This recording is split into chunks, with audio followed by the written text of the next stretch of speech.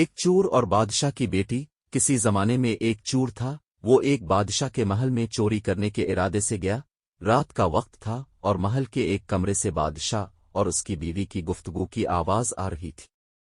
وہ کھڑے ہو کر سواننے لگا، اگرچہ ایسا سواننا غلط ہے، ناجائز ہے، چوری ہے، لیکن چور تو چوری ہی کرنے آیا تھا، تو اسے سواننے میں کیا چیز مانے ہوتی، آخر وہ چور ہی تو تھا۔ اس چور نے سانا کہ بادشاہ اپنی بیوی سے کہہ رہا ہے کہ میں اپنی بیٹی کی شادی ایسے آدمی سے کروں گا جو نہایت متقی و پرہیزگار ہو، بہت اللہ والا ہو۔ جب چور یہ بات سوان رہا تھا تو اس کے دل میں خیال آیا کہ کیوں نہ میں کچھ ایسا بن کر دکھاؤں کہ بادشاہ میرے ہی ساتھ شہزادی کی شادی کر دے۔ دل میں ایک ہرس پیدا ہو گئی۔ اب وہ چوری کرنا تو بھول گیا، لیکن دھوکہ دینے پر اتر آیا اور گھر جا کر بہت دیر تک سوچنے لگا کہ کس طرح میں اس بات میں کامیاب ہو سکتا ہوں۔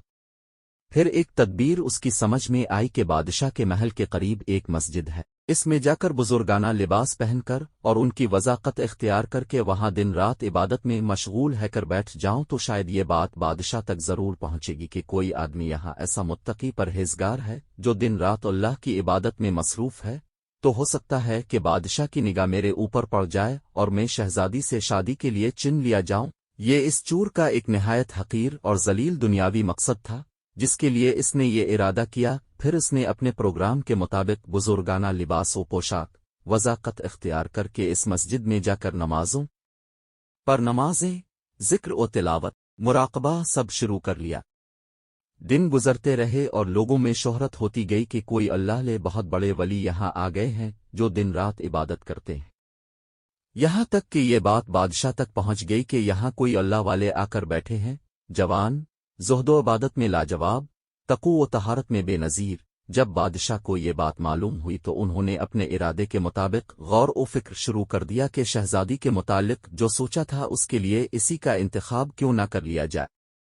بادشاہ نے اس سلسلے میں گفتگو کے لیے اپنے وزیر کو بھیجا۔ وزیر اس شخص کے پاس مسجد پہنچا اور بادب ہو کر اس سے کہا کہ میں آپ کی خدمت عالیہ میں بادشاہ کی طرف سے ایک پیغام لے کر آیا ہوں۔ اس نے پوچھا کہ کیا پیغام ہے؟ وزیر نے بتایا کہ بادشاہ نے کئی سال پہلے یہ فیصلہ کر لیا تھا کہ وہ اپنی بیٹی کا نکاح ایک ایسے شخص سے کریں گے جو بڑا متقی و پرہیزگار ہو، اللہ والا ہو، اور وہ اس کی تلاش میں تھے۔ ان جو نظر گئی تو نظر انتخاب اب پر آ کر رک گئی ہے، لہذا بادشاہ نے مجھے بھیجا ہے کہ اس سلسلے میں آپ سے گفتگو کروں۔ یہ شخص جو دراصل اسی تمنا و آرزو میں یہاں آ کر بیٹھا تھا۔ بہت دیر تک وزیر کی گفتگو سنتا رہا، اس کے بعد اس کی آنکھوں سے آنسو جاری ہو گئے۔ وزیر نے پوچھا کہ کیا بات ہے؟ تو کہنے لگا کہ آج جو پیغام لے کر آپ آئے ہیں یہ پیغام مجھے منظور نہیں ہے۔ وزیر نے کہا کہ کیوں منظور نہیں؟ اس شخص نے کہا کہ دیکھیے میں صاف صاف بات آپ کو بتاتا ہوں کہ میں اصل میں ایک چور تھا اور ایک مرتبہ بادشاہ کے محل میں چوری کے ارادے سے گیا تھا۔